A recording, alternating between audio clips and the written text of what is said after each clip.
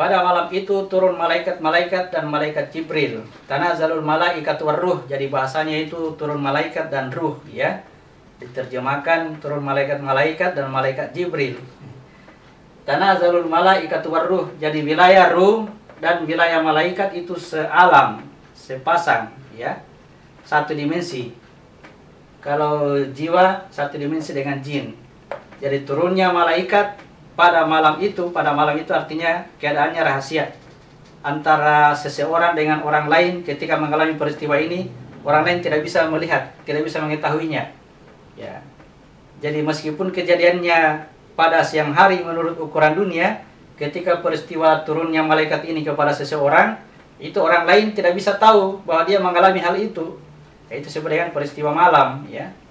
Turunnya pada malam untuk menyampaikan pengetahuan kepada sang jiwa ini, untuk memberikan pengetahuan tentang apa yang dia perselisihkan, ya. Dalam kondisi berjiwa atau dalam kondisi memahami Taurat, ya, terjadi perselisihan di dalamnya, maka turunlah itu tadi dimensi yang kedua, jadi disebut dengan malaikat dan ruh turun kepada wilayah jiwa untuk menyampaikan cahaya. Jadi hanya wilayah ini saja, tanazzalul malaikatu warruh. Sampai itu saja.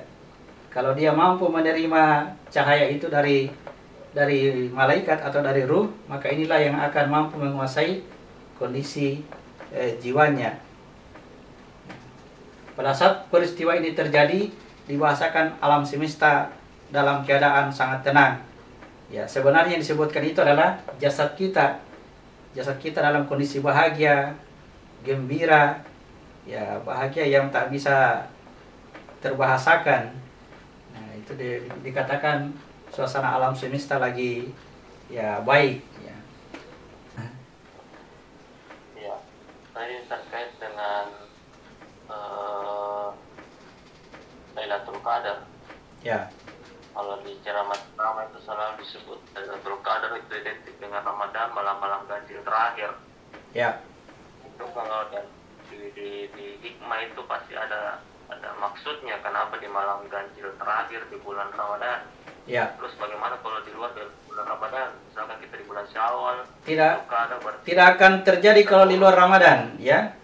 Tidak akan terjadi kalau di luar Ramadan. Karena Ramadan itu kesadaran tertinggi pada diri kita. Jadi bulan Ramadan itu, bulan puasa itu ketika kita sudah mampu mengendalikan seluruh kekuatan hawa nafsu yang ada pada jasad kita, ya. Nah, itu disebut dengan Ramadan. Nah, pada malam-malam ketiga, kan ada tiga malam terbagi peristiwa Ramadan pada diri kita. Yang pertama itu adalah malam rahmat, atau malam turunnya hujan, atau malam mencari makanan, atau malam mencari pengetahuan. Nah, itu Ramadan pertama itu kita bisa memahami pengetahuan dari Al-Quran, ya. 10 malam berikutnya itu sudah terjadi pertobatan. Ini harus diangkat naik ke atas ini. Diangkat naik ke atas. Dipertemukan kembali dengan asal kejadiannya di titik sujud. Nah, itu malam taubat 10 malam berikutnya. Nah, kalau terjadi lagi 10 malam yang ketiga, nah itulah disebut dengan spiritual. Karena yang tadi yang datang pengetahuan hanya berita-berita saja, sekarang yang kita ketemu itu adalah wajah asli daripada ruh itu. Itu disebut dengan Lailatul Qadar. Harus Ramadan, tidak bisa bulan yang lain, itu hukumnya. Artinya mesti kesadaran tertinggi begini, kesadaran tertinggi dari diri kita baru bisa. Itu saya katakan, meskipun terjadi di siang hari, kalau kesadaran tertinggi mampu mengendalikan seluruh hawa nafsu, ya, kekuatan binatang tidak berdaya pada diri kita, yang ada itu hanya kesadaran saja. Pada saat itulah terjadi itu tadi, bulan-bulan datangnya rahmat, kemudian terjadi pertobatan, ampunan, lalu kemudian, ya, yang ketiga itu adalah pertemuannya dengan wajah asli ini, spiritual dia. Kenapa pada malam-malam ganjil?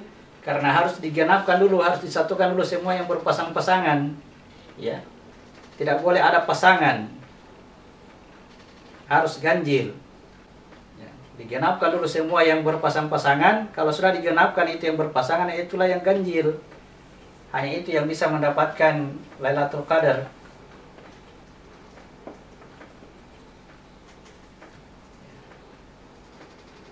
Jadi makna bulan Ramadan menurut hikmah ya bukan hanya sekarang,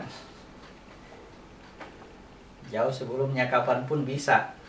Sebagaimana Jumat ya menyatukan yang berpasang-pasangan, bukan hanya hitungan Jumat kapan ini ke depan, bukan ya. Kejadiannya pada diri kita sendiri. Yang ada sekarang itu tanda bahwa pada bulan Ramadan itu banyak orang berpuasa, banyak orang yang membaca Al-Quran, banyak yang bersalat tarawih, salat santai-santai, banyak orang yang pergi di masjid. Itu tanda-tanda bahwa ketika terjadi Ramadan pada diri kita, nanti begitu kejadiannya ya.